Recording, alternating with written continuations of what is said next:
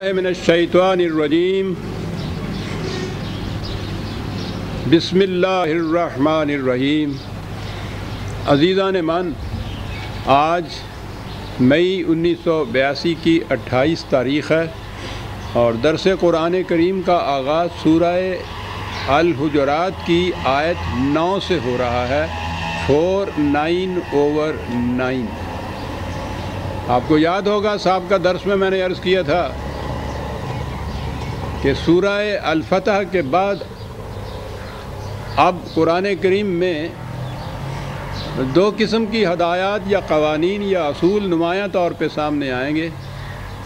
कुछ तो वो होंगे कि जिनका ताल्लुक़ ममलकत के क़याम, निज़ाम, इस्तेहकाम से है और उन्हीं के अंदर साथ मिलते हुए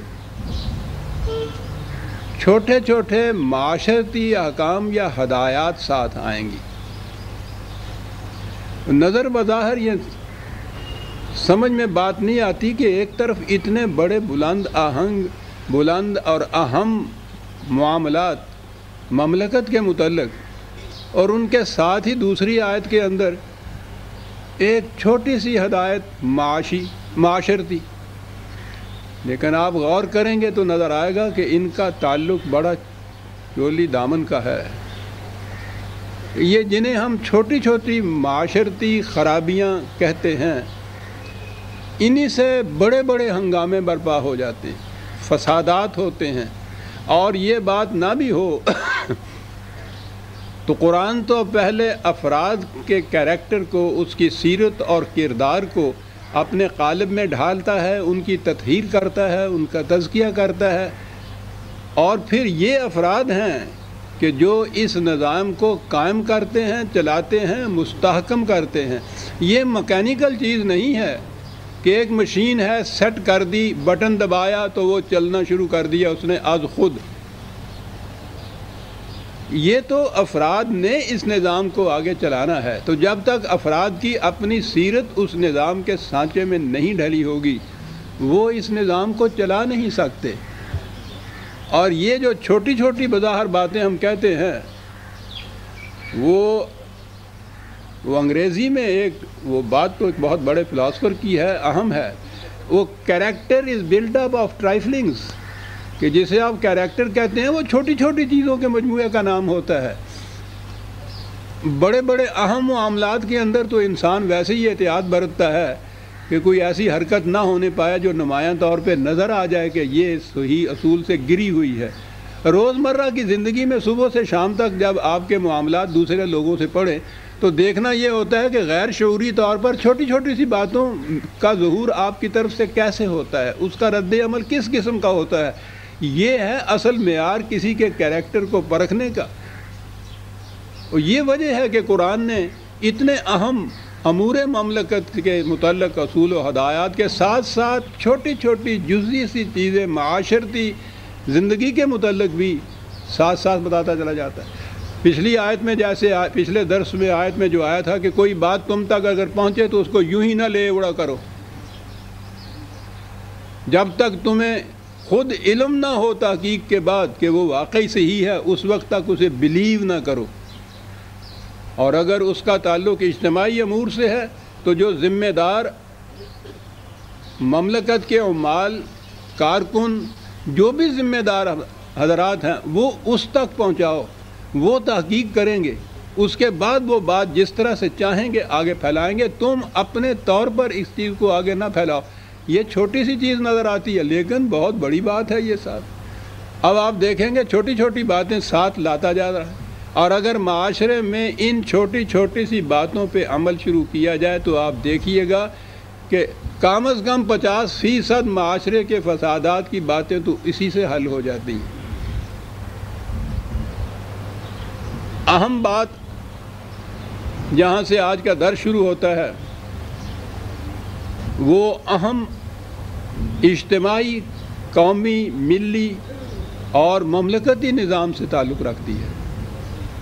وَإِن طَائِفَتَانِ مِنَ الْمُؤْمِنِينَ اقْتَتَلُوا فَأَصْلِحُوا بَيْنَهُمَا فَإِن بَغَتْ إِحْدَاهُمَا عَلَى الْأُخْرَى فَقَاتِلُوا الَّتِي تَبْغِي حَتَّى تَفِيَّ إِلَى أَمْرِ اللَّهِ فَإِن فَاءَتْ فَأَصْلِحُوا بَيْنَهُمَا بِالْعَدْلِ وَأَقْسِطُوا إِنَّ اللَّهَ يُحِبُّ الْمُقْسِطِينَ۔ قرآن کریم نے ایک امت کی تشکیل کی جو مومنین پر مشتمل ہوتی ہے۔ مومن افراد کے ایک اجتماعی تشکیل کا نام امت ہے، جماعت مومنین ہے۔ ان کے متعلق قرآن کریم نے مومنوں کی باہمی زندگی کے متعلق کہا۔ ایک تو یہ یاد رکھیے کہ قرآن کریم نے قتل ناحق وہ کسی کا کیوں نہ ہو، ضرور نہیں ہے کہ وہ مومن کے متعلق ہی وہ کہا، قتل ناحق۔ اس نے یہ کہا ہے کہ جان کی قیمت اور حرمت اتنی زیادہ ہے کہ جس کسی نے کسی ایک جان کو ناحق ہلاک کر دیا، یوں کہیے گویا اس نے پوری نوع انسانی کو ہلاک کر دیا۔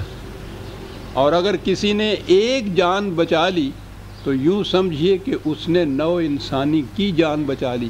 تو گویا ایک جان کی قیمت، اہمیت اور حرمت قرآن کے نزدیک اتنی بڑی ہے کہ ایک جان کو ضائع کر دینا یا ہلاک کر دینا اس کے نزدیک پوری نوع انسانی کو ہلاک کر دینے کے مرادف ہے۔ اہمیت اتنی بڑی ہے۔ اب بالخصوص جب وہ جماعت مومنین کی طرف آتا ہے تو یہ اہمیت دوہری ہو جاتی ہے ان کی۔ ان کے آپس کے باہمی تعلقات جو ہیں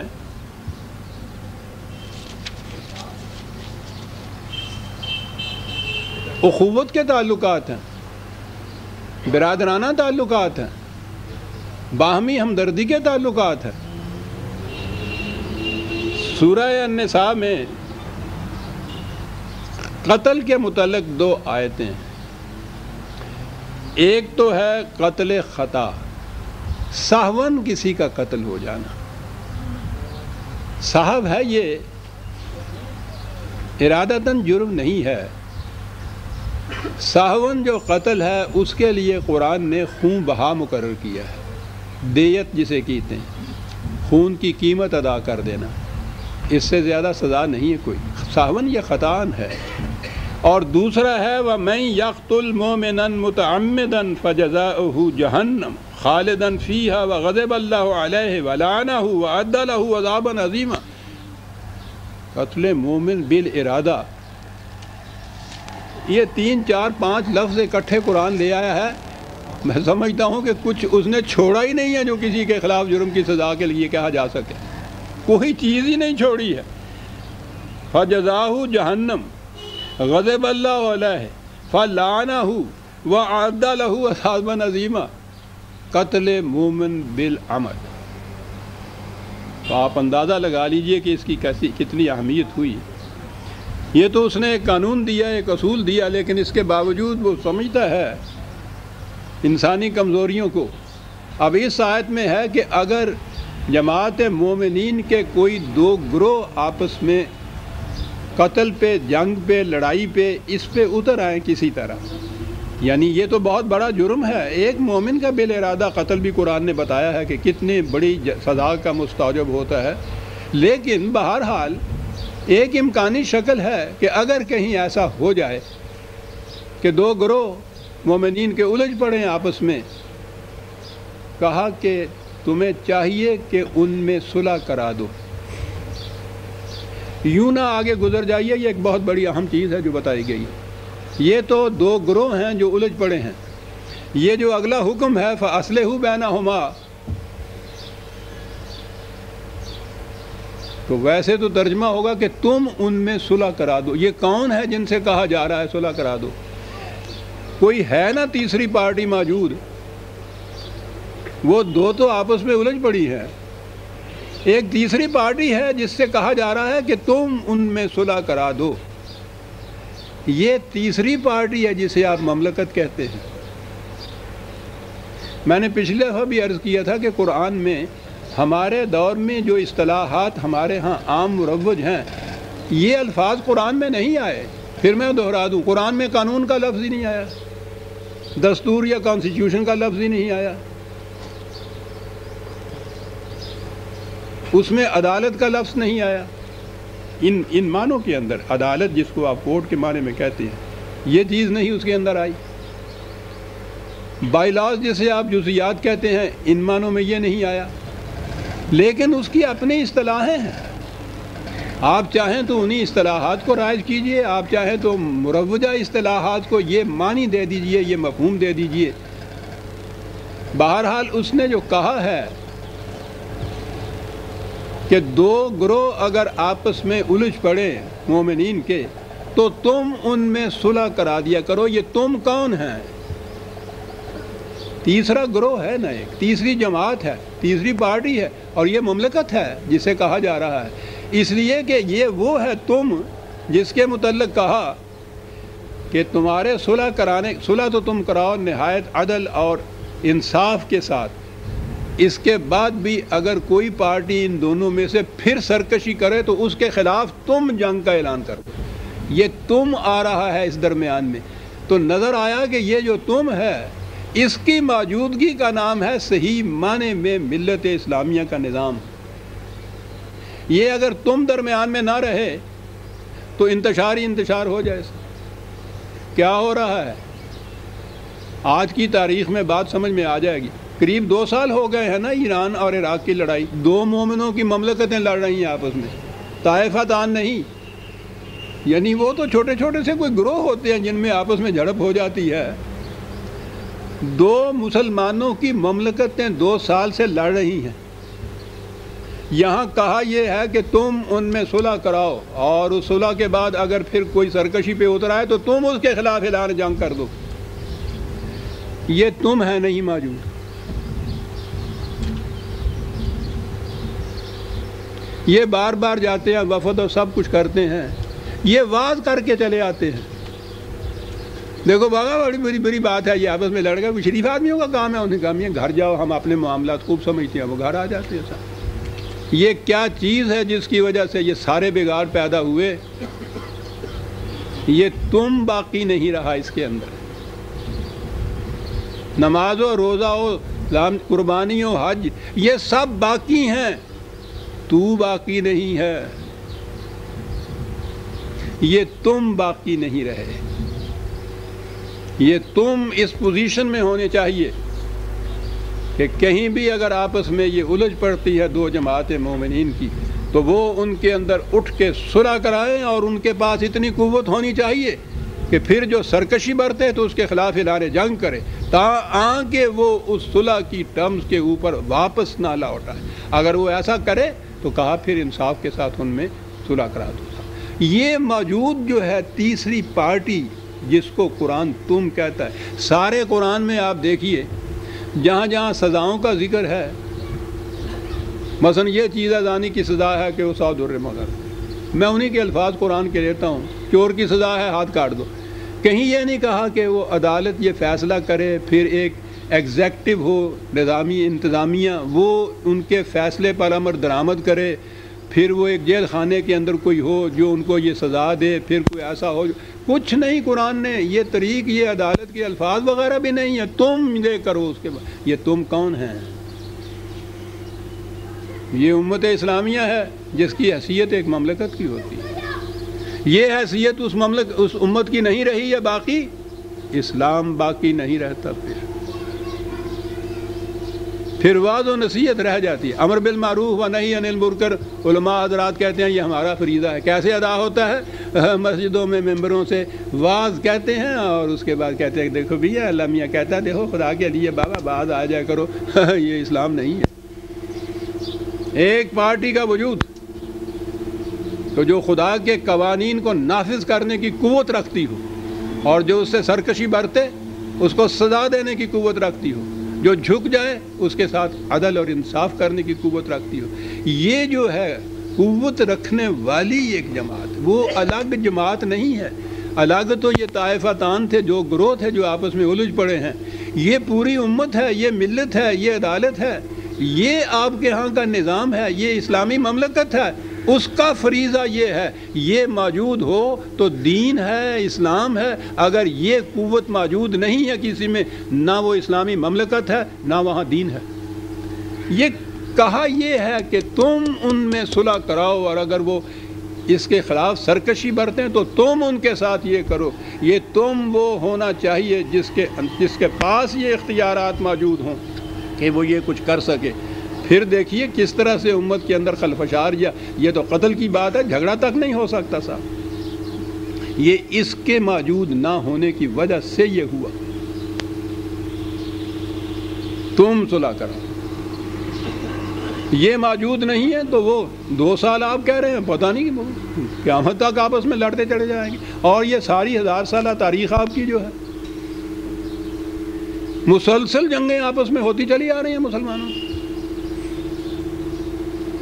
اب اس کے لیے کھٹکا پیدا ہوا کہ صاحب قتل مومن تو قرآن نے کہا ہے اتنا بڑا جرم ہے کہ اس کی سزا جہنم ابدی، خدا کا غضب، اس کی لعنت، عذاب عظیم، یہ تو یہ ہے۔ اور مسلمانوں کی مملکتیں آپس میں لڑ رہی ہیں صاحب، روزانہ سینکڑوں ہزاروں کی تعداد میں قتل ہو رہا ہے، تو یہ تو پھر وہ مومن ہی نہیں رہتے۔ کیا کیا جائے؟ بڑی آسان بات ہے، تاریخ کو مسخ کیا جائے، وضعی روایتیں آپ کے یہاں داخل کی جائیں۔ کس قسم کی؟ یہ ایک قتل محمد کا ذکر ہے نا قرآن میں، یہ تھا 4/93، 4/93۔ ایک مومن کے عمدن قتل کی یہ سزا قرآن نے تجویز کی، ایک مومن کے عمدن قتل کی۔ میدان جنگ کے اندر تو پورے کے پوری جماعت ایک طرف ہوتی ہے، دوسری طرف دوسری مملکت ہوتی ہے، اور عمدن قتل ہوتا ہے جنگ کے اندر تو ساون تو ہوتا ہی نہیں ہے، تاک تاک کے نشانہ لگایا جاتا ہے۔ پھر کیا کیا جائے؟ کیا کیا جائے؟ انہوں نے کہا کہ وہاں جا کے پکڑو جہاں سے یہ بھاگ نہ سکے، پورے کی پوری صحابہ کی جماعت، پورے سارے صحابہ۔ دیر کی بات نہیں ہے، یہ حضرت عثمان کے زمانے کا ذکر ہے نا رضی اللہ تعالیٰ عنہ۔ جنگ جمل، جی روایات کی کتابیں بھری پڑی، تاریخ کی کتابیں بھری پڑی، کس بات کے؟ آدھے صحابہ ایک طرف، آدھے صحابہ دوسری طرف، میدان جنگ میں دونوں اترے ہوئے ہیں، ایک دوسرے کو قتل کر رہے ہیں، اور کہتے ہیں 10,000 صحابہ شام تک قتل ہو چکے تھے میدان میں۔ یہ قتل عمد ایک دوسرے کا ہو رہا تھا نا، یہ عام مومنین کا ذکر نہیں ہے۔ صحابہ کبار کے متعلق یہ کہا جا رہا ہے جن کے مومن حقہ ہونے کی شہادت قرآن میں خدا دے رہا ہے، کہا ہے ان کے لیے ہم نے جنت تیار کر رکھی ہے، ہم تو ان کے آنے کا انتظار کر رہے ہیں۔ مومن حق کا رضی اللہ عنہ و رضو عنہ، خدا ان سے راضی ہو گیا، وہ خدا سے راضی ہو گیا۔ یہ ہے وہ جماعت پوری۔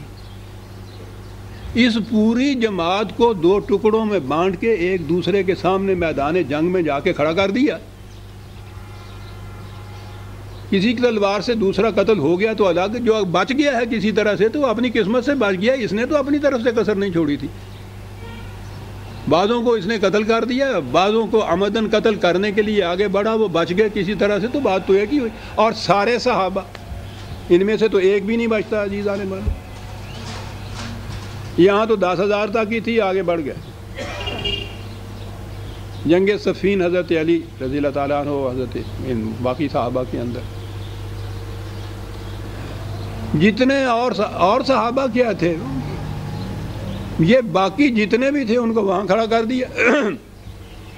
اور اس کے بعد کہتے ہیں 70,000 صحابہ وہاں قتل ہو گئے میدان جنگ میں۔ قرآن ایک مومن کے عمدن قتل کی یہ سزا بتا رہا ہے۔ عزیزان مان پوچھئے نا آپ کی تاریخ میں آپ کے ساتھ ہوا کیا ہے؟ ایک بھی نہیں بچتا ان میں سے۔ کچھ قتل ہو گئے اس عمدن دوسرے کو قتل کرنے کے لیے، بیٹھے بٹھائے نہیں قتل ہوئے ہیں میدان جنگ میں، بعضوں کو قتل کر دیا گیا، کچھ بچ گئے۔ ان کے قتل کرنے میں تو کوشش میں تو انہوں نے کوئی کسر نہیں اٹھا رکھی۔ اب سوچئے تو صحیح، باقی کون بچتا ہے آپ کے ہاں؟ پھر آگے اسلام چلے گا کیسے؟ دہن کا ذکر کیا، یہاں سر ہی غائب ہے غریباں سے۔ صحابہ میں سے کوئی ایک بچتا ہی نہیں ہے تاریخ کے ان روایات کی روح سے کہ جس نے قتل عمد کا ارتکاب نہ کیا ہو. کچھ ارتکاب کرتے کرتے وہاں قتل ہو گئے. قرآن کی روح سے کہاں گئے؟ معاذ اللہ. میں تو جرت نہیں کر سکتا زبان پہ لاؤں، لیکن جرت کروں یا نہ کروں، ان کیا کریں گے؟ ان تاریخ کی کتابوں کو سینے سے لگائے ہوئے 1000 برس سے پھر رہے ہیں، یہ کہتے ہوئے ساری دنیا کو کہ یہ رسول اللہ صلی اللہ علیہ وسلم یہ جماعت تیار کر کے گئے تھے. ابھی کفن بھی میلا نہیں ہوا تھا تو میدان جنگ میں ایک دن میں 10,000 ایک دن میں 70,000 صحابہ پورے کے پورے یہ جماعت تیار کر کے گئے تھے آپ کے رسول. معاذ اللہ معاذ اللہ. اشداء علی الکفار رحماء بینہم کی شہادت خدا دے رہا ہے. یہ ہے رحماء بینہم.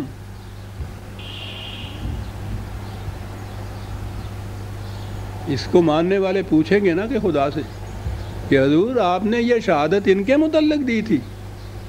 آپ تو کہتے ہیں ہم قیامت تک کے لیے علیم ہیں، جانتے ہیں مستقبل تک کے لیے جو کچھ کرنے والا ہے. ان کے متعلق آپ کو علم ہی نہیں تھا کہ یہ سارے کے سارے میدان جنگ میں ایک دوسرے کو قتل کر رہے ہوں گے، اور آپ یہ کہہ رہے ہیں کہ صاحب رحماء بینہم مومن حقہ رضی اللہ عنہم اور رضو عنہ. تو آپ کو علم ہی نہیں تھا معاذ اللہ.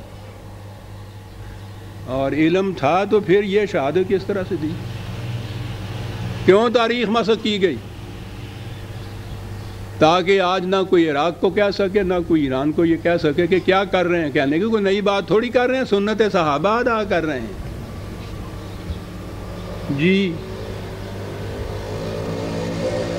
یعنی اس کے بعد ساری تاریخ میں آپ کے ہاں جواز مل گیا ایک دوسرے کو قتل کرنے کا، تاریخ میں اتنا سا مسخ کر دینے سے.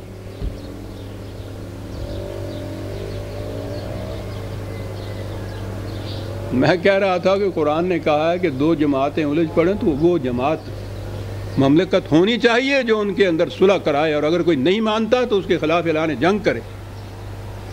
یہاں وہ سارے کی ساری جماعت جو ہے ایک دوسرے کے خلاف جنگ میں الجھی پڑی ہے، ایک دوسرے کو قتل کر رہی ہے. تیسری کا ذکر ہی کوئی نہیں ہے.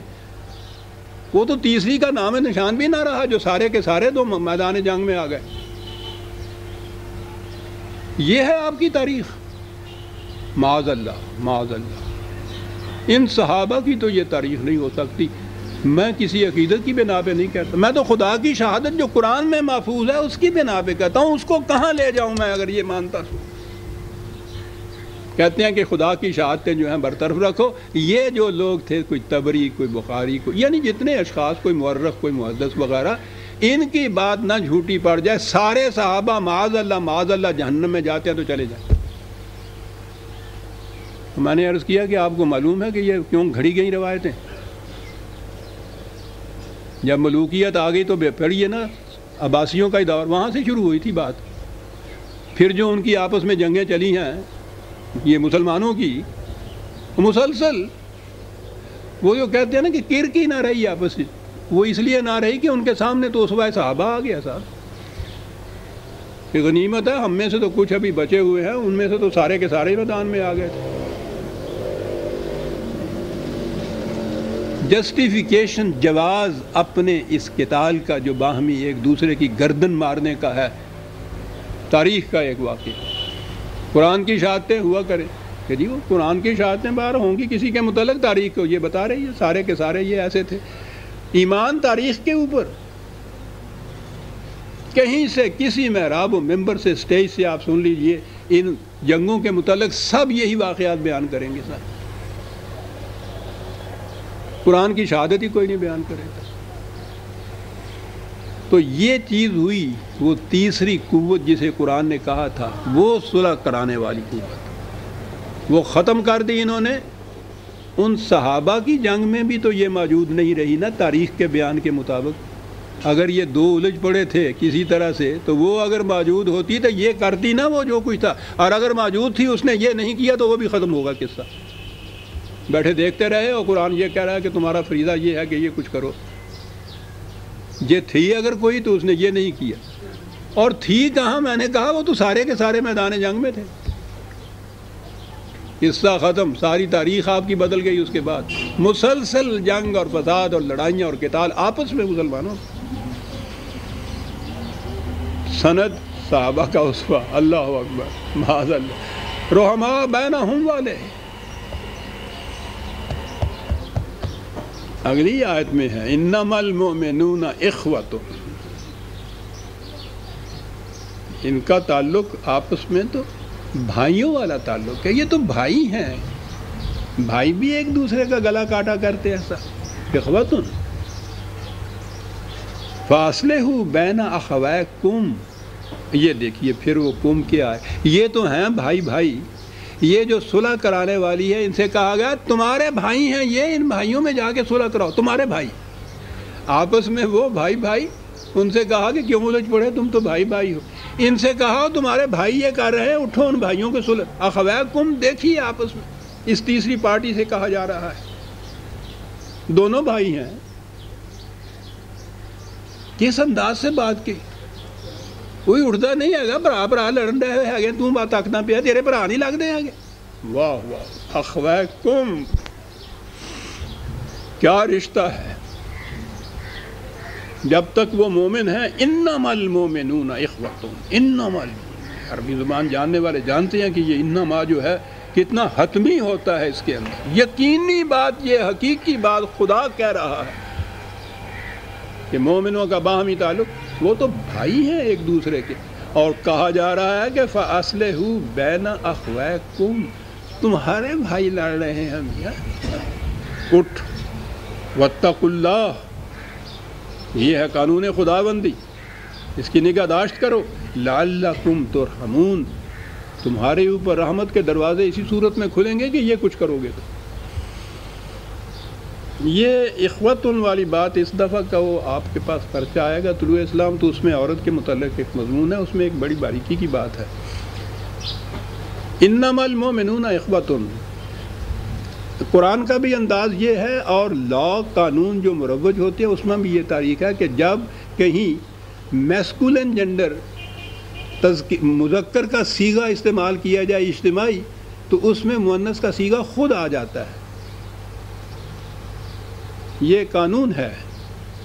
قرآن نے بھی مومنون جہاں کہا ہے مذکر کے صیغے استعمال کیے ہیں، ان کے اندر مؤنث کے صیغے خود آ جاتے ہیں، عورتیں خود شامل ہوتی ہیں، مومنون کے اندر مرد مومن ہی نہیں ہوتے، اگرچہ گرامر کے اعتبار سے تو یہ چیز ہے، لیکن میں نے عرض کیا ہے نا کہ قانون میں یہ ایک مسلمہ حقیقت ہے کہ وہ ورب یا ضمائر جو ہیں، پروناؤنز جو ہیں، وہ میسکولن بھی کیوں نہ ہو، مذکر کیوں نہ ہو، اگر وہ اجتماعی چیز ہے کوئی تو اس میں خود بخود عورتیں شامل ہوتی ہیں۔ قرآن نے تو اخوت ان کا لفظ مردوں اور عورتوں دونوں کے لیے خاص طور پہ دوسرے مقام پہ بولا بھی ہے، یہ صرف مرد ہی نہیں آپس میں، بھائی بھائی، میری بیٹیاں میری بہنیں غور سے سنیں، اس چیز کو بڑی نئی چیز آئے گی، یہ کہا جائے کہ یہ سب تمہارے بھائی ہیں، تو ان سے کہا گیا نا کہ یہ سب تمہاری بہنیں ہیں، سارا مسئلہ جنسیات کا حل ہو گیا۔ دنیا میں ان کو چھوڑ کے جو کہیں پرورشن کا ہی کوئی کیس ہو، کروڑوں میں کوئی ایک آدھ کیس اس قسم کا ہوتا ہے جنسی پرورشن کا، بدنہادی کا، کہ وہ بیٹی بہن میں بھی تمیز نہیں کرتا، ورنہ میں نے جیسا لکھا بھی ہے اس کے اندر یا کہا بھی کرتا ہوں، بدماش سے بدماش لڑکا، آوارہ سے آوارہ، سارا دن دوسروں لڑکیوں کے پیچھے پھرنے والا، رات کو گھر آئے، گھر میں اکیلی بہن جوان خوبصورت موجود ہے، دونوں اپنے ایک کمرے کے اندر سوئے ہوئے ہیں، ساری عمر یہ کچھ وہ ہوگا، اس کی طرف نظر بعد اٹھا کر نہیں دیکھے گا، کیوں؟ کیا تبدیلی ہے؟ بہن ہے،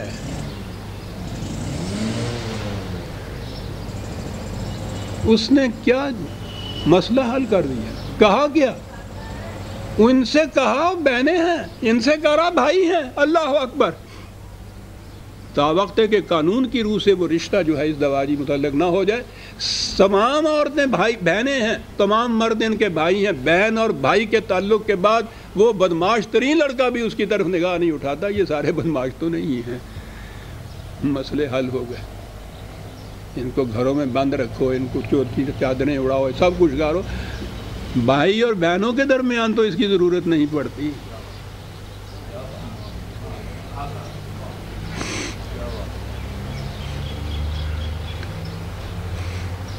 یہ ضرورتیں اس لیے پڑی، نہ ہم نے ان کو بہنیں سمجھا، انہوں نے بھائی، نہ ہم ان کے بھائی بنے، مسائل کھڑے ہو گئے۔ اس کے لیے اصلاح کی صورتیں یہ کری جا رہی ہیں، اوڑھنیاں لوڑیاں، واکنگ ٹینٹس بنا دو، یہ سارا کچھ ڈور کو سلجھا رہے ہیں اور سرا ملتا نہیں۔ سرا یہ ہے کہ یہ بھائی اور بہن کا تعلق اگر تو ہم قائم کر دیتے ہیں، کوئی مسئلہ ہی اس کے بعد پیدا نہیں ہوتا۔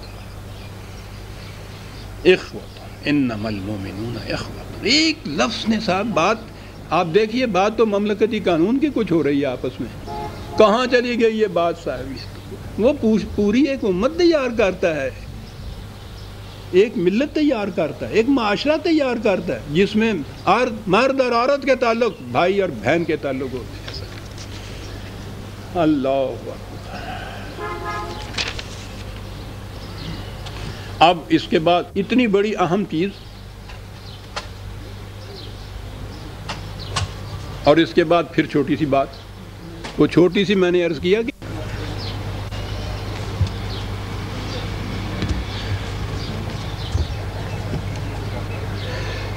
ٹھیک ہے جی۔ اب آئیے معاشرتی، وہ چھوٹی چھوٹی باتیں جو میں نے کہا وہ چھوٹی چھوٹی نہیں ہیں، بہت بڑی بڑی باتیں ہیں۔ یا ایھا الذین آمنوا لا یسخر قوم من قوم عسیٰ ان یکونوا خیرا منہم ولا نساء من نساء عسیٰ ان یکن خیرا منہن۔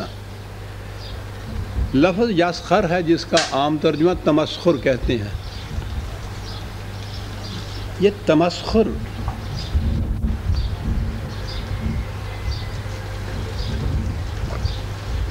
انگریزی زبان میں ایک ہیومر ہوتی ہے، ایک چیز،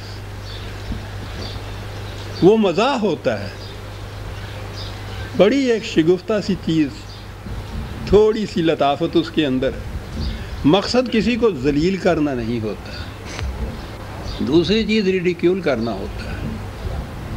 عربی زبان میں اور قرآن میں استہزاء ہے اس کے لیے یہ ہے۔ یہ یسخر کا جو لفظ ہے، سخرہ کے معنی ہوتا ہے دوسرے کو اس طرح سے دبانا اپنے نیچے کہ وہ ذلیل ہو جائے۔ تمسخر جو ہے وہ انٹینشن یہ ہوتی ہے اس قسم کا تمسخر کہ دوسرے کو ذلیل کیا جائے، ویسے تھپڑ مار کے نہیں، ڈنڈا مار کے نہیں، الفاظ کے ذریعے سے ذلیل کیا جائے۔ یہ سخرہ کا لفظ اس لیے ہے، تسخیر کا لفظ یہاں سے آتا ہے، مسخر کرنا اسی سے آتا ہے، لیکن یہ مسخر کرنا ہے استہزاء کا، کہ اس قسم کا تمسخر نہ کرو کہ دوسرا اس میں ذلت محسوس کرنے لگ جائے۔ ہمارے ہاں تمسخر جو ہے اس کی انٹینشن یہ ہوتی ہے کہ دوسرے کو ذلیل کیا جائے۔ کہا یہ تو بھائی ہیں تمہارے، تو بھائیوں کو بھی کوئی ذلیل کیا کرتا ہے، بھائی کی ذلت تو تمہاری اپنی ذلت ہے۔ کسی سے کہا جائے کہ اس کا باپ تو اس قسم کا تھا اور ہو وہ تمہارا بھائی، تو وہ تو خود تمہارا باپ اس قسم کا ہو گیا۔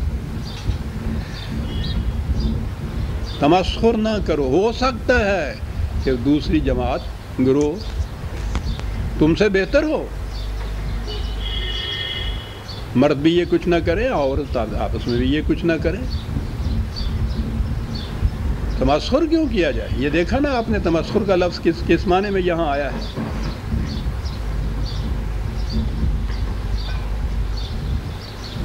یہ اسی کی آواز آ رہی ہے، یہ گڑگڑاہٹ جی۔ ایک چیز تو یہ ہوئی جی، تمسخر نہیں اس قسم کا جس میں انٹینشن یہ ہو یا جس میں دوسرا ذلت محسوس کرے اپنی۔ آپ دیکھتے ہیں اگر اتنی سی اصلاح ہو جائے ہمارے ہاں تو کتنے دنگا فساد جو ہے وہ مٹ جاتے ہیں۔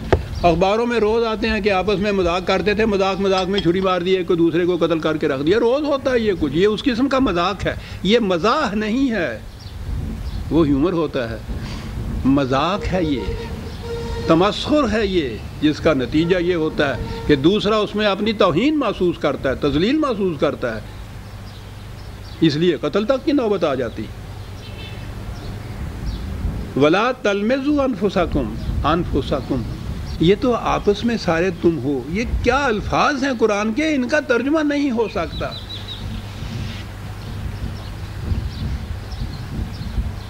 تم آپس میں تلمزو، یوں ہی کسی کے ذمے کوئی بات چپکا دینا، لمزہ یہ ہوتا ہے کہ ایسے ہی نہ چپکا دیا کرو. تشریح میں کرنے کی ضرورت نہیں ہے، روز ہمارے معاشرے میں یہ ہوتا ہے، یوں ہی کسی کے ذمہ ایک بات چپکا دی جاتی ہے. سر قطعاً ایسا نہ کرو. ولا تنابزوا بالالقاب، الٹے پلٹے نام نہ رکھا کرو. یہ الٹے پلٹے سے تو کچھ بات بنتی نہیں. اب کروں میں کیا، بات آتی ہے وہی پنجابی کی، نام دے کناں نہ رکھیا کرو. یہ بات ہے، وہ کناں رکھنے جڑے ہے نے.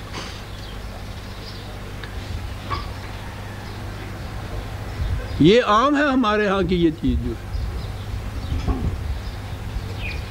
الٹا پلٹا نام. لیکن اس نام میں یہ نہیں ہوتا کہ اس کی عزت افزائی کے لیے کوئی بڑا نام رکھ دیا جائے. وہ اس کے اندر جذبہ یہی ہوتا ہے کہ وہ دوسرے کو کسی طرح سے ذلیل کیا جائے، تضعیف کی جائے، اس کی کمتر اس کو دکھایا جائے. اس قسم کے نام نہ رکھا کرو. بیسل اسم الفسوق بعد الایمان، جب مومن ایمان لانے کے بعد وہ بھائی تمہارا ہو گیا تو پھر اس قسم کے نام تم اس کے رکھتے ہو، وہ تو خود تم اس کے اندر آ جاتے ہو، تم خود ذلیل ہو جاتے ہو. اگر تمہارا بھائی اس قسم کا ہے تو تم کیسے بچ سکتے ہو اس کو؟ انفسکم دیکھو کیا معنی دیتا ہے یہاں. کیا بات. وَمَن لَّمْ يَتُبْ فَأُولَٰئِكَ هُمُ الظَّالِمُونَ. پہلی چیز تو یہ ہے، اس کو چھوڑنا ہوگا، اور جو کچھ کیا ہے اس کا ازالہ کرنا ہوگا تمہیں. اور یہ نہیں کرو گے تو سب سے بڑا جرم قرآن کے قریب کے نزدیک ظلم ہے. یہاں کہا فَأُولَٰئِكَ هُمُ الظَّالِمُونَ. یہ باتیں چھوٹی چھوٹی نظر آ رہی ہیں، لیکن اس کا عواقب اس کے جتنے ہیں وہ دیکھیے اتنا بڑا ہے کہ اولئک هم الظالمون. اور آگے بڑھیے. یا ایھا الذین آمنوا اجتنبوا کثیرا من الظن ان بعض الظن اثم. میں نے کہا تھا پہلے پچھلے درس میں بھی، قرآن نے کہا یہ تھا کہ جب کوئی بات کسی کے متعلق تم تک پہنچے تو تمہارا فرسٹ ری ایکشن یہ ہونا چاہیے، پہلا رد عمل یہ ہونا چاہیے کہ نہیں یہ بات غلط نظر آتی ہے، وہ ایسا تو نہیں ہے. عزیزان مگر من اگر اتنی سی بھی ہم اپنے اندر تبدیلی پیدا کر لیں کہ جب تک تحقیق نہیں ہوئی اس وقت تک ظن جو ہے اس کے متعلق، ری ایکشن اس کے متعلق، رد عمل ہمارا یہ نیک ہونا چاہیے کہ نہیں وہ ایسا نہیں ہے. یہاں آپ ظن کے متعلق کہتے ہیں کہ ایسا ہے یا نہیں. یہ ساری آپ کے ہاں کی تحقیقات جو ہوتی ہے پولیس کے تھرو، وہ مجرم نہیں ثابت ہوا ہوتا جس کے ساتھ یہ کچھ ہوتا ہے، اور وہاں تک کہ وہ روز آتا ہے کہ پولیس کے تشدد سے فلاں ہلاک ہی ہو گیا. یہاں تک یہ کس کے ساتھ یہ ہو رہا ہے؟ ابھی وہ ملزم ہے. صرف مجرم کو تو شاید سزا ملے بھی نہ عدالت کی طرف سے، ملے بھی تو شاید 2-3 مہینے کی وہ قید محض ہو، لیکن اس سے پہلے یہ الزام کی شکل میں جسے ملزم کہتے ہیں، یہ اس ملزم کے ساتھ جو کچھ ہوتا ہے ہمارے ہاں. اور پھر انفرادی طور پر ظن جو ہے کسی کے متعلق نیک ہوتا ہی نہیں ہمارے ہاں ساتھ. میں نے کہا تھا نا پچھلی دفعہ بھی کیوں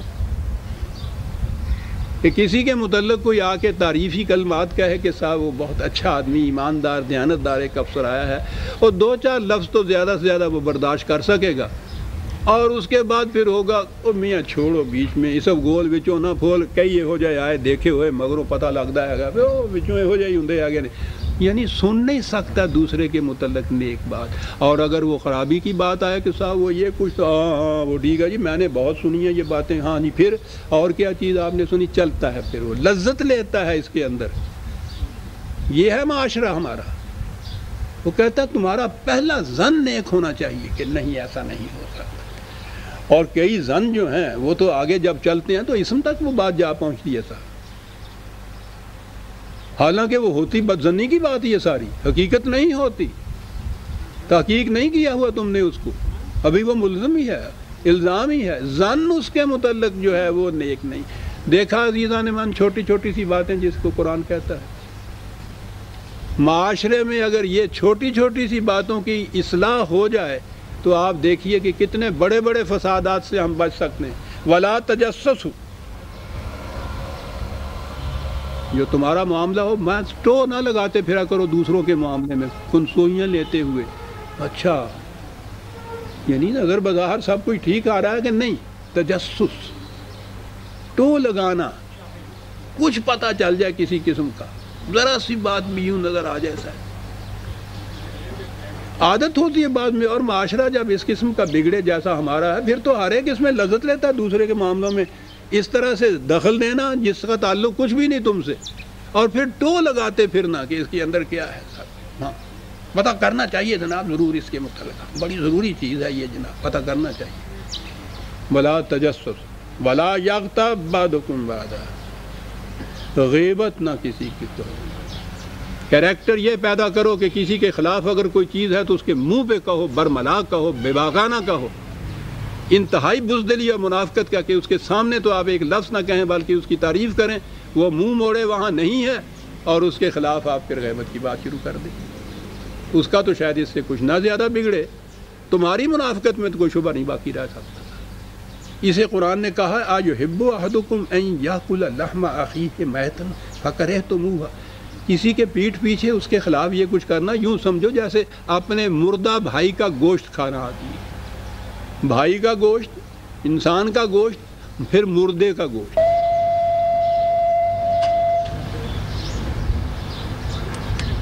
ٹھیک ہے. چھوٹی چھوٹی سی معاشرتی خرابیاں اور ان کی اصلاح کی شکل قرآن دے رہا ہے. پھر میں نے عرض کیا تھا نا کہ اس میں اہم ملی، قومی، دینی، مملکتی معاملات کے متعلق اصول ہیں، اور چھوٹی چھوٹی سی معاشرتی خرابیاں جو ہیں ان کی طرف توجہ دلائی گئی ہے. معاشرہ ان خرابیوں سے پاک ہو، اور جب وہ اجتماعی امور کی طرف آئے تو پھر یہ اہم اصول اس کے صحیح ہیں. اور اگلی آیت وہ آتی ہے کہ جس کے دانستہ غلط مفہوم سے بڑے بڑے اہم فسادات کھڑے کیے جاتے ہیں. ہمارے ہاں تحریک پاکستان کی بنیاد ایک اصول پر تھی کہ ہندو کہتا تھا، اور ہندو کے ہمنوا جو مسلمان نیشنلسٹ تھے وہ کہتے تھے کہ قومیت وطن کے اشتراک سے بنتی ہے. ایک وطن کے اندر رہنے والے افراد، ان کا مذہب کچھ بھی کیوں نہ ہو، وہ ایک قوم بن جاتے ہیں. اور قرآن کی روح سے یہ ادھر مسلم لیگ والے جسے ہم کہتے ہیں، وہ مسلم لیگ والے نہ کہیے. علامہ اقبال نے قرآن کی روح سے یہ تصور دیا تھا قومیت کا کہ اسلام میں قومیت کی تشکیل ہوتی ہے ایمان کے اشتراک سے. اسلام کے رشتے میں جو سارے پروئے جائیں وہ کہیں بھی ہوں، وہ الگ قوم کے افراد ہوتے ہیں. یہ دو قومی نظریہ کہلاتا تھا. وہ وطن کے اشتراک پہ وہ کہتے تھے. میں آگے جو بات کہوں گا اس سے نظر آئے گا کہ میں نے یہ بات یوں کیوں چھیڑی. وطن کے اشتراک کے اوپر تو پھر بھی یہ کیفیت تھی کہ ایک شخص اس وطن سے نکل کے دوسرے وطن میں چلا جائے تو قومیت بدل جاتی تھی. ایک تصور ہے قومیت کا نسل کی بنا پر. وہ جو اب اس پاکستان میں جسے حاصل کیا گیا تھا قومیت کے اس تصور کی بنا پہ کہ یہ وطن کی بھی اشتراک سے نہیں، اسلام اور دین کے اشتراک سے ہوتا ہے، اس پاکستان کے اندر تحریکیں اٹھ رہی ہیں کہ یہاں 4 قومیں بستی ہیں. کس طرح سے، کیا کرائیٹیرین ہے؟ نسل کی بنا پر بستی کے ساتھ. میں نے کہا جغرافی کی بنا پہ اتنی ہم مخالفت کر رہے تھے، وہ تو بات ختم ہو جاتی ہے جب وطن چھوڑ دیا جائے. اختیار میں ہے آدمی کہ وطن چھوڑ دے، اور نسل کو تو چھوڑ ہی نہیں سکتا.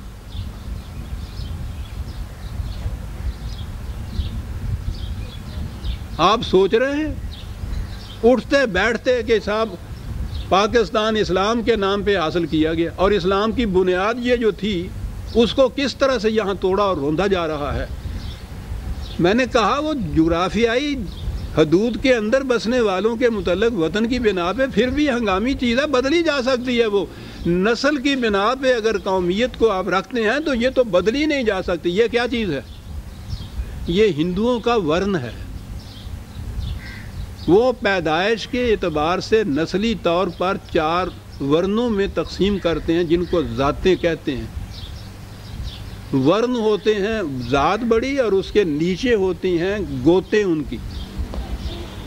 کون ہونا ہے جی مسلمان نہ گل دس بھی کون ہونا ہے جی ٹھیک ہے جی رجبوت ہونے آگے وہ کہڑا رجبوت ہونا تریا جا پہ آگے تارڑ ہونے ہیں کہڑے تارڑ ہوں آگے چل بھائی آگے پہ یہ گوتیں آگے چلتی ہیں ورن ان کے ہاں چلتا ہے شودر ویش کشتری براہمن عقیدہ یہ ہے کہ براہمن کی نسل میں پیدا ہونے والا پیدائشی براہمن اور اس کو تمام وہ حقوق حاصل ہیں جو براہمنوں کو حاصل ہیں پیدائش کے اعتبار سے ساری عمر وہ اسی سے متعلق رہتا ہے بدل نہیں سکتا براہمن کو تو ضرورت ہی نہیں ہوتی بدلنے کی کشتری کو بھی کیا ضرورت ہے وہ بھی تیغزن ہوتا ہے ویش بھی بہرحال کاروباری ہوتا ہے شودر بیچارہ جو میجورٹی ہے وہاں انڈیا میں وہ پیدا ہوتا ہے شودروں کے گھر میں ذلیل ترین انسان ہی نہیں سمجھا جاتا اور قیامت یہ کہ بدل نہیں سکتا اپنی شودریت کو وہ نسل بدلی نہیں جاتی تو گویا نسل کے اعتبار سے قومیت کی تشکیل بدترین جرم ہے انسانیت کی تاریخ میں جسے بدل ہی نہیں سکتا انسان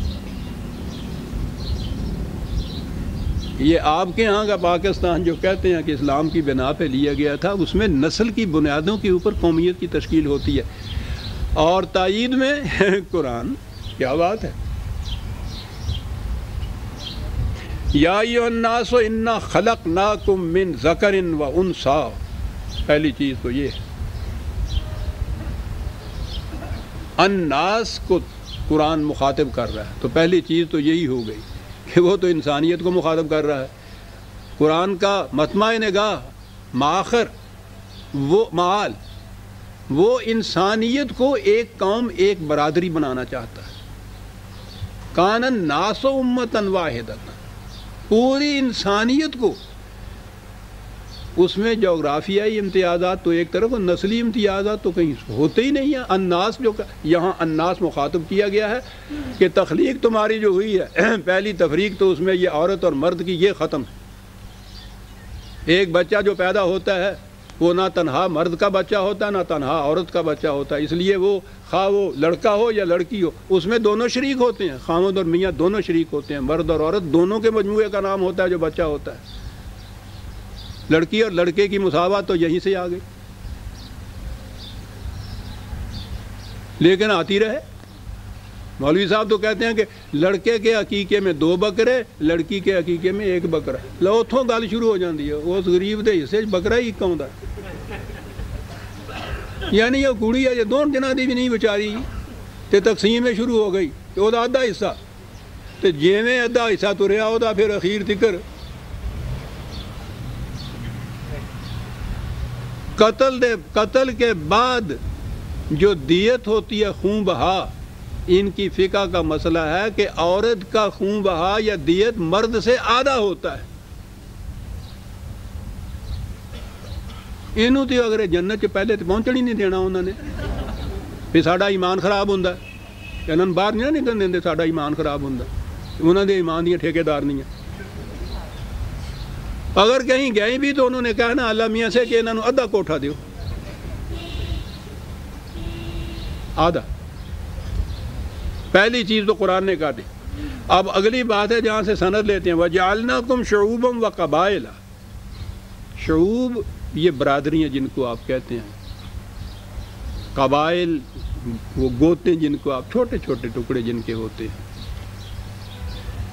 جعلناکم کا ایک لفظ ان کے ہاتھ میں آ گیا خدا کہتا کہ ہم نے تمہیں یہ مختلف قبائل اور مختلف شعوب بنائے مختلف قبیلے مختلف ذاتیں مختلف گوتے تو خدا نے بنائے ہوئے ہیں کون ان کو مٹا سکتا ہے کہ جی وہ ہندو بھی یہی کہتا ہے کہ شودر تو برہما نے بنائے ہوئے ہیں کون ان کو مٹا سکتا ہے ان کے خلاف تو روز مناظرے کرتے ہو تم اپنی کانسٹیٹیوشن میں یہ رکھا ہوا ہے کہ یہاں انٹچیبلٹی قطر نہیں ہوگی اسلام کے خلاف ہے وہ تو اسلام کے خلاف ہے ذاتیں اور برادریاں یہ عین اسلام ہے شعوب اور قبائل کاہے کے لیے قرآن نے بات بتا دی کہ اس کی ضرورت کیوں پڑ رہی ہے اسلام سے پہلے عربی معاشرہ وہ صحرا نورد عراب بدو ان کے اوپر مشتمل تھا چھوٹا سا گروہ ایک وہ اپنی بال بچوں کے ساتھ، بھیڑ بکریوں کے ساتھ، کہیں پانی نخلستان ہوا وہاں 4 دن بسر کر لیے، پانی ختم ہوا وہاں سے وہ خانہ بدوش اپنے مونڈے کے اوپر انہوں نے گھر کو لادا اور پھر چل نکلے کسی دوسری جگہ، وہاں جا کے انہوں نے خانہ بدوشی کی زندگی نخلستان میں بسر کی۔ یہ ساری ان کے ہاں کا معاشرت ہی اس قبائلی زندگی کا تھا۔ آج تو پھر بھی پہچان کے کئی طریقے نکل آئے ہیں۔ آپ سوچئے کہ صحرا جس میں نہ کوئی شہر، نہ کوئی بستی، نہ کوئی قریہ، ورنہ اور کچھ نہیں تو اتنا ہی صحیح کہ صاحب وہ کیڑا گاما پلوان لاہوریا کم از کم لاہور کی نسبت سے ہی تعارف ہو گیا صحیح۔ وہاں تو شہر بھی کوئی نہیں تھا، گاؤں کوئی نہیں تھا جس سے تعارف کرایا جائے۔ صحرا میں بسنے والے آج یہاں کل وہاں، وہاں جو کوئی آدمی کسی کو قتل کر دے اور قاتل کے متعلق انہوں نے کہنا ہو کہ وہ کون تھا تو کیسے تعارف کرایا جائے؟ ان کے ہاں طریقہ یہ تھا کہ فلاں قبیلے کا فرد تھا۔ پہچان کا دوسرا طریقہ ہی اس دور میں نہیں تھا، ہو نہیں سکتا تھا کوئی اور طریقہ سوائے اس کے کہ قبیلے کی نسبت، کیونکہ وہ بدلی نہیں جاتی تھی، اور اسی لیے ہر فرد کو اپنے نام کے ساتھ قبیلے کی نسبت بتانی پڑتی تھی، خواہ وہ باپ کے نام سے بتائے یا قبیلے کے نام سے بتائے۔ وہ تعارف کی وجہ تعارف ہی ان کے لیے یہ بات تھی، وہ وہاں کی اس زمانے کی معاشرت یہ تھی، دوسرا کوئی طریقہ ہی نہیں ہو سکتا تھا۔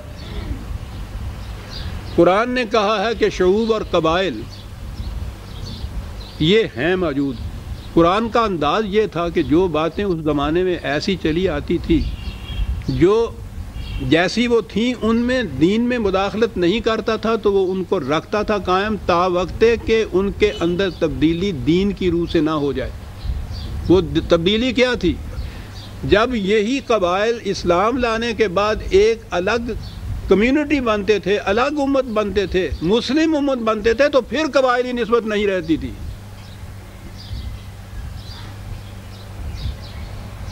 وہ قطرے یا دریا سمندر میں مل کے سمندر بن جاتے تھے، وہاں راوی بیاس و ستلج نہیں رہتا باقی۔ اس وقت تک ان کے ہاں یہ صورت تھی، لیکن قرآن نے یہاں بھی ایک قدغن لگا دی کہ یہ جو اس وقت حالت ہے تمہاری مجبوری ہے کہ تم شعوب اور قبائل ہو، لیکن یاد رکھو یہ صرف تعارف کے لیے ہے، اس سے زیادہ کوئی بات نہیں ہے۔ اور آگے پھر کاٹ کے رکھ دی وہ بات، وہ جو اونچی ذات اور نیچی ذات ہوتی ہے، وہ جو سید ہوتا ہے اور نیچے۔ اس پرچے میں آپ دیکھیں گے عدالت نے ایک نے فیصلہ دیا ہے، کوئی وہ غالباً زنا کا کیس ہے، اور اس میں وہ لڑکی جو ہے وہ سیدزادی ہے، اور وہ مجرم جو ہے بدقسمتی سے اس میں لکھا ہے کہ وہ موچی ہے، تو وہ ٹھیک ہے، جرم ہے، زنا ہے، اس کی سزا دینی چاہیے، لیکن اس کے ساتھ انہوں نے اور رگڑا دیا ہے کہ دیکھو یہ جرت اس نیچ ذات کے اس بات کی، اتنی اونچی ذات کی وہ عورت اور اس کے ساتھ، اللہ اکبر۔ ٹھیک ہے جی، 30 کوڑے اگر اس جرم کے ہیں تو 50 اس کے بھی دینے چاہیے کہ صاحب اس کے ساتھ۔ یہ کیفیت جو قرآن نے کہا تھا لتعارفوا، صرف تعارف کے ذریعے، اور کہا کہ ان اکرمکم عند اللہ اتقاکم۔ ذات اور برادری کی نسبت سے اگر تم کہو کہ یہ اونچی ذات ہے، یہ نیچی ذات ہے، یہ دین کی جڑ کٹ جاتی ہے اس سے صاحب۔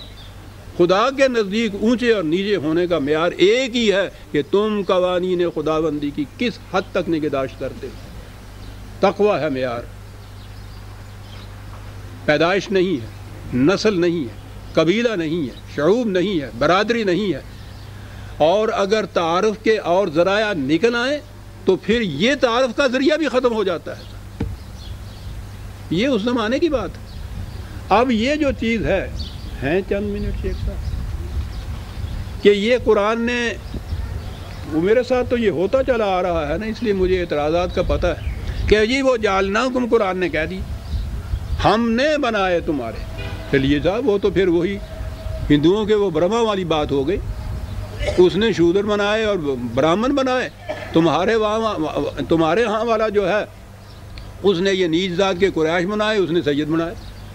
ان کے خدا میں اور ان کے برہما میں اور تمہارے خدا میں فرق کیا ہوا؟ یہ جعلناکم کے یہ معنی نہیں ہے۔ میرا ایک مضمون شائع ہوا طلوع اسلام کی پچھلی غالباً جولائی کی، تقدیر کی گرہیں اس میں نے یہ بتایا ہے کہ ایسے امور جن کی نسبت خدا اپنی طرف کرتا ہے وہ در حقیقت انسانوں کے ہاتھوں سے سر انجام پاتے ہیں۔ میں دو ایک مثالیں اس وقت بھی دوں گا، بڑی ضروری چیز ہے، جس میں جعلناکم کے معنی آئیں گے کہ ہم نے بنائے، خدا نے نہیں بنائے ہوتے۔ 16/80-81 بڑی اہم چیز ہے، جعلناکم۔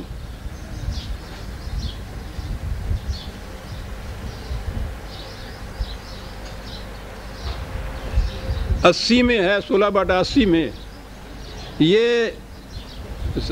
صحرا نشین جو ہے ان کے گھر خیمے ہوتے تھے، کھالوں کے بھی ہوتے تھے، کپڑے کے بھی ہوتے تھے۔ تو کھالوں کے عام طور پر وہ خود کھالوں کے خیمے بناتے تھے، ان کے اب بھی جو بناتے ہیں یہ ٹینٹس وغیرہ آپ کے ہاں ہمارے بنائے ہوئے ہوتے ہیں۔ قرآن کہتا ہے واللہ جعل لکم من بیوتکم سکن وجعل لکم من جلود الانعام بیوتا۔ یہ جعل خدا نے تمہارے لیے، یہ دیکھیے کیسے اچھے اچھے گھر بنا دیے ہیں جس میں تم سکون سے رہتے ہو، اور دیکھو اس نے تمہارے لیے جانوروں کی، مواشیوں کی کھالوں سے کیسے کیسے وہ ٹینٹ خیمے بنا دیے ہیں۔ تو خدا تو نہیں آ کے بناتا، نہ تمہارے لیے وہ گھر بناتا ہے، نہ تمہارے لیے وہ یہ کھالوں کے خیمے بناتا ہے۔ جعل لکم اپنی طرف نسبت کر رہا ہے، اس لیے کہ بنیادی طور پہ یہ جو میٹیریل یا یہ جو مسالہ ہوتا ہے یہ اس کا ہوتا ہے دیا ہوا، وہاں تک تو وہ بات ٹھیک چلتی ہے، آگے جو کچھ کرنا ہوتا ہے انسان نے بنایا ہوا ہوتا ہے، لیکن وہ نسبت اپنی ہی رکھتا ہے اس کے اوپر۔ اس کی اگلی آیت میں جعل لکم سرابیل تقیکم وسرابیل تقیکم باسکم، یہ زرہ بختر جو پہنتے تھے جنگ میں، ہم نے تمہارے لیے زرہ بختر بنائی، وہ تو نتھو لوہار بناؤں ہے سی۔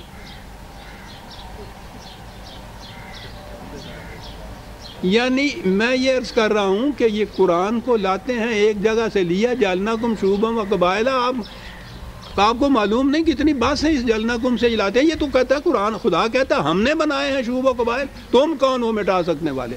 ذاتیں تم مٹا نہیں سکتے، قومیتیں بنیں گی اس کے اوپر، خدا نے بنایا ہے۔ جی وہ خدا تو کہتا ہے ہم نے زرہ بختر بھی بنائی ہے تمہاری، وہ کہتا ہے ہم نے تمہارے ٹینٹس بھی بنائے ہیں، خیمے بھی تمہارے اس نے بنائے ہیں۔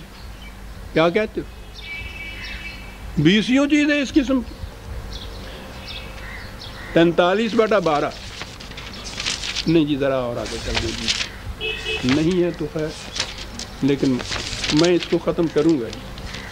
یہ 43/12 میں کیا چیز آ گئی؟ وَجَعَلَ لَكُم مِّنَ الْفُلْكِ، تمہارے لیے کشتیاں بنائیں خدا نے، وہی جعل۔ اور پھر ایک جگہ تو ایسا آیا ہے میں سمجھتا ہوں اس کے بعد ضرورت ہی نہیں، یہاں تو اس نے شعوب اور قبائل کہا ہے نا کہ تمہارے لیے ہم نے شعوب بنائے، یہ ان کا ترجمہ جو ہے کہ اس نے بنائے۔ اور یہاں وہ کہتا ہے وہ 25/54 25 اور 54، یہ دیکھیے کہاں ہے جعل۔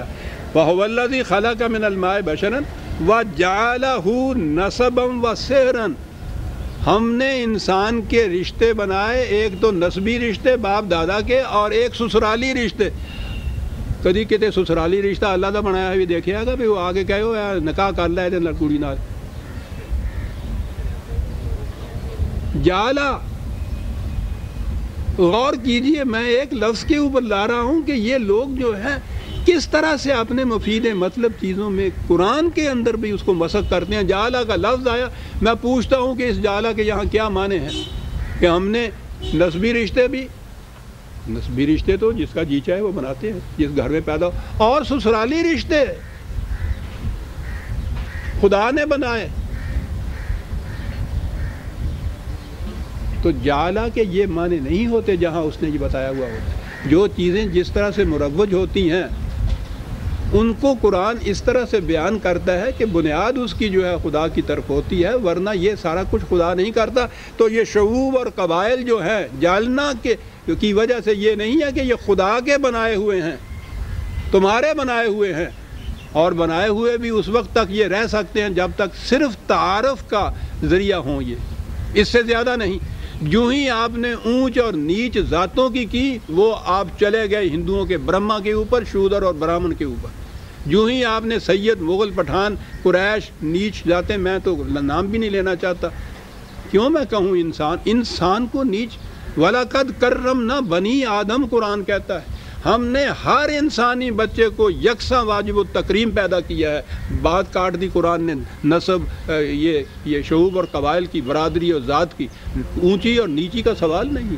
اِنَّ أَكْرَمَكُمْ عِندَ اللَّهِ أَتْقَاكُمْ، ایک ہی معیار رہ گیا تکریم کا، اتقاکم۔ اور شعوب و قبائل تعارف نہیں ہے تو ختم ہے، اگر تو صرف تعارف کی حد تک۔ اگر یہ وجہ بنتی ہے اونچ اور نیچ کی، دین کی جڑ کٹ جاتی ہے۔ اس سے عزیزان من، یہ خدا کے بنائے ہوئے نہیں ہیں، تمہارے اپنے بنائے ہوئے ہیں۔ سورہ حجرات کی آیت 13 تک ہم آ گئے، 14ویں آیت سے ہم آئندہ لیں گے۔ ربنا تقبل منا انک انت السمیع کا تازہ پرچہ آ گیا ہے جی، اگر آپ نے لینا ہو تو اس کا حاصل مل جائے۔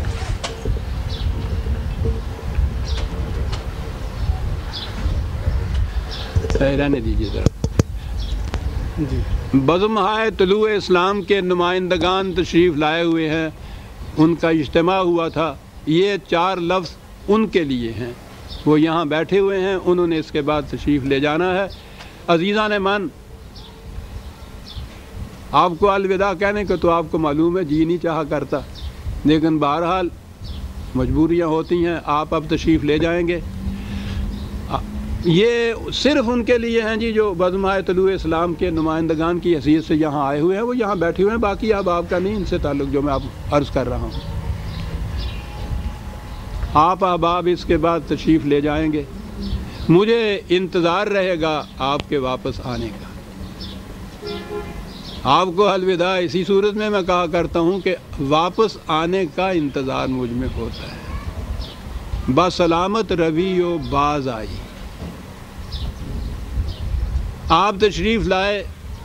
اس دفعہ موسم کی نامساعدت کی وجہ سے کچھ تھوڑی بہت آپ کو زحمت بھی اٹھانی پڑی، لیکن وہ جو خدا کے میزان ہے کہ پلڑا جھکتا کس طرف ہے، آپ کی محبت اور عقیدت کے پلڑے میں اتنے وزن دار پرچیاں آپ نے ڈالی ہوئی تھی کہ وہ بہت جھکا ہوا رہا، اور اسی لیے مجھے اس کا زیادہ احساس نہیں ہوا کہ آپ کو اس دفعہ کچھ تکلیف بھی ہوئی، زحمت بھی ہوئی۔ موسم کی خرابی کی وجہ سے ایسا ہوا۔ وہ پہلی بار ہے جو ہم نے یہ مئی میں یہ اجتماع کیا، اور مئی میں بھی یہ مئی دھوکہ دے گئی۔ یہ تو بڑا اچھا موسم رہا کرتا تھا، کل ہی اتفاق سے رات کو خاص طور پہ کچھ گرمی ہو گئی تھی۔ کچھ زحمت ہوئی ہو دل پہ نہ لائیے گا، مجبوریاں بھی غیر کے ہیں اختیار میں، اپنے اختیار میں نہیں تھی۔ آپ جائیے، جو پیغام یہاں سے لے چلے ہیں آپ تک تو وہ تھا ہی، آگے پہنچائیے جا کر اپنے دوستوں تک۔ یہ جو آپ تبلیغ کا کام کر رہے ہیں، قرآن کی آواز کو دوسروں تک پہنچانے کا، اس دور میں سب سے اہم کام ہی یہ ہے کہ جب تک حق بے نقاب ہو کر سامنے نہیں آئے گا، باطل نہیں مٹ سکتا۔ اور زیادہ کوشش کیجیے، اللہ تعالیٰ آپ کے ارادوں میں برکت، آپ کے بازو میں زیادہ ہمت عطا فرمائے۔ بہت بڑا کام ہے جو آپ کر رہے ہیں، یہاں ہی نہیں، ملک پاکستان میں ہی نہیں ہے، میں سمجھتا ہوں اس وقت پورے عالم اسلام میں قرآن خالص کی آواز صرف آپ کے ہی مرکزوں سے اٹھ رہی ہے، اور آپ پر ذمہ داری بڑی عائد ہوتی ہے کہ جب کوئی بات سمجھتا ہے تو حکم ہوتا ہے کہ بلغ ما انزل الیک۔ ما انزل والی نبوت تو نہیں رہی، لیکن جو وارث کتاب کی بنائی گئی ہے امت، قرآن نے کہا ہے ہم نے تمہیں ختم نبوت کے بعد اس قرآن کا وارث بنایا ہے۔ اس وارث کی حیثیت سے ہم پر فریضہ عائد ہوتا ہے کہ جو کچھ ہم سمجھے ہیں وہ دوسروں کو بھی سمجھائیں، خدا کی طرف سے یہ فریضہ ہے، اسے ادا کیجیے عزیزان مان۔ اس کے نتائج آپ دیکھ رہے ہیں، کتنی تیزی سے زمانے کے حالات بدل رہے ہیں، زمانے کے تقاضے آپ حق کی اس طرح سے تائید کرتے چلے جا رہے ہیں کہ جو بات پچھلے 30 سال میں اتنی سست رفتاری سے ہو رہی تھی، آج برق رفتاری سے بڑھتی چڑھتی چلی جا رہی ہے۔ اللہ تعالیٰ آپ کو خوش و خرم رکھے۔ دوستوں کو اب مجھے آپ کا انتظار ہوگا، الگ الگ الوداع کہنے میں کچھ دل پہ بھی میرے گزرا کرتی ہے، ممکن بھی نہیں۔ اجازت دیجیے کہ اجتماعی طور پر میں آپ کو الوداعی سلام کہہ دوں۔ اللہ آپ کا خوش رکھے، خیریت سے جائیے، اور خیریت سے آئیے پھر واپس. شکریہ. السلام علیکم.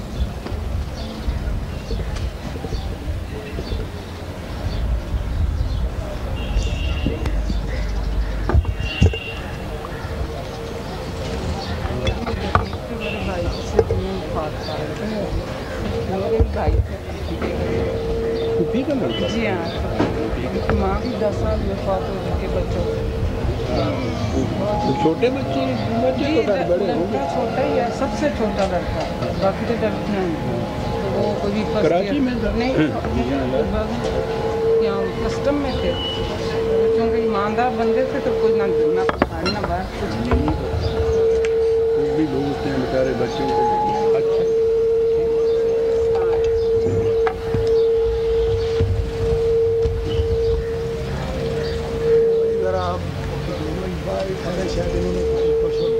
ہاں جی, آپ 2-4 منٹ باہر ہی ٹھہرے کچھ فوٹو. ہاں بات ہے.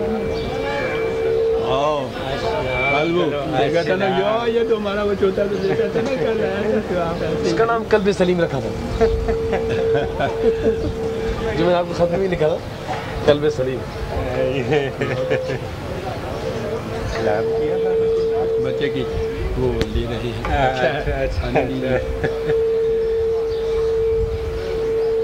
بہت اچھا.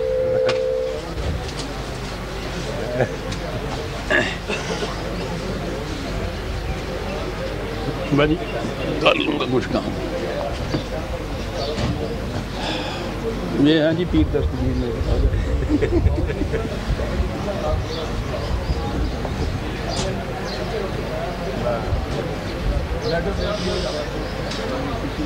یہ اپنی بیٹیوں کے ساتھ ایک تصویر بنوا ہے.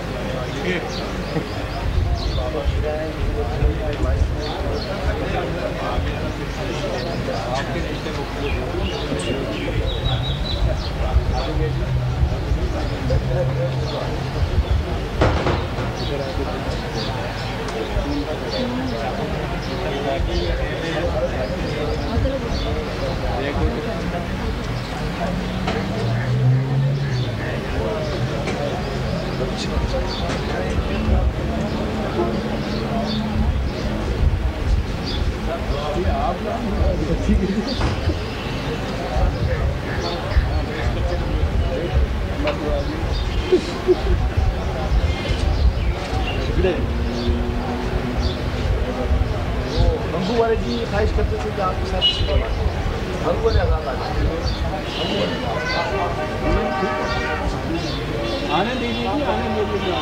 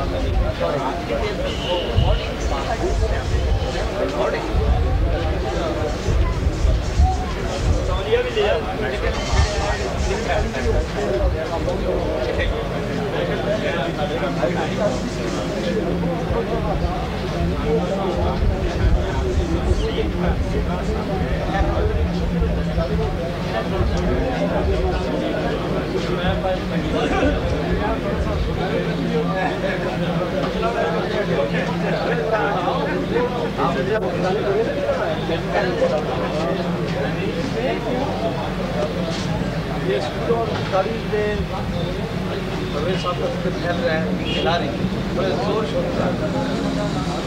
اور میری وائف حوصلوں میں سرگرم ہے اپنے حلقے میں.